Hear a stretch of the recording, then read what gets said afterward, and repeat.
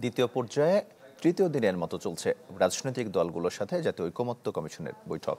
Foreign service একাডেমিতে আজকের আলোচ্যসূচিতে থাকছে পূর্বের অসমাপ্ত আলোচনা, প্রধানমন্ত্রীর মেয়াদ ও রাষ্ট্রের মূলনীতি। সূচনা বক্তব্যে ঐকমত্য কমিশনের সহসভাপতি অধ্যাপক আলী রিয়াজ বলেন, রাষ্ট্রপতি নির্বাচন প্রক্রিয়া নিয়ে অসমাপ্ত আলোচনা থাকবে আজকের বৈঠকে। হাতে সময় স্বল্প উল্লেখ করে তিনি বলেন, জুলাইয়ের মধ্যে জাতীয় সনদ তৈরি করতে হবে, তাই রাজনৈতিক দলগুলোর সহযোগিতা চান তিনি।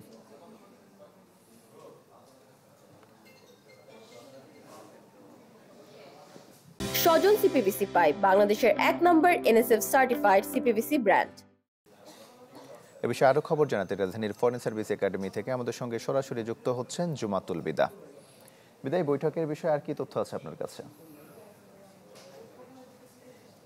তমাল, এই মুহূর্তে বৈঠকের যে সর্বশেষ তথ্যটুকু আমরা জানতে পেরেছি যে এখনো রাষ্ট্রপতি নির্বাচনের বিষয়টি নিয়ে আলোচনা চলছে বৈঠকে, এবং যেই সুপারিশমালা রয়েছে কিংবা বলবৎ আইন রয়েছে সেটির প্রেক্ষিতে ঐক্যমত, দ্বিমত এবং নিজের যে সুপারিশমালা রয়েছে রাজনৈতিক দলগুলো সেগুলো নিয়ে আলোচনা চলছে। এবং রাষ্ট্রপতি নির্বাচনের বিস্তারিত যদি একটু তুলে ধরি, যেই বিদ্যমান সংবিধানের বিধান রয়েছে সে অনুযায়ী আসলে রাষ্ট্রপতি নির্বাচনের ক্ষেত্রে সংসদ সদস্যগণ কর্তৃক নির্বাচিত হতেন, এবং এর প্রেক্ষিতে সংবিধান সংস্কার যে কমিশন রয়েছে তারা যে সুপারিশমালা করেছিল তার মধ্যে ছিল যে আইনসভার উভয় কক্ষ, যেহেতু দুই কক্ষের কথা বলা হচ্ছে, উভয় কক্ষের প্রতিটি সদস্যের একটি করে ভোটের কথা বলা হয়েছে, এবং একই সাথে জেলা সমন্বয় যে কাউন্সিল, সিটি কর্পোরেশনের যেই সমন্বয় কাউন্সিল, এরকম প্রস্তাবনা দিয়ে তাদেরও একটি করে ভোটের কথা বলা হয়েছিল। অন্যদিকে নির্বাচন ব্যবস্থা যেই সংস্কার কমিশন ছিল তারা রাষ্ট্রপতি নির্বাচনের ক্ষেত্রে যেই তাদের সুপারিশমালা ছিল,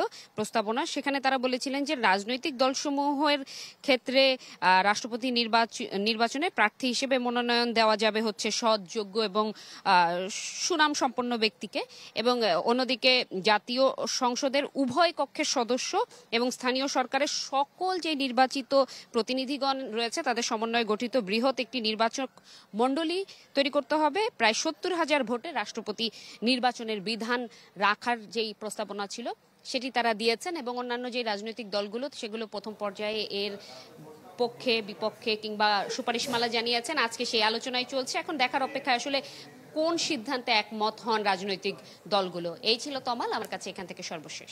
বিদা, আপনাকে ধন্যবাদ। রাজধানীর ফরেন সার্ভিস একাডেমি থেকে যুক্ত হয়েছিলেন জুমাতুল বিদা।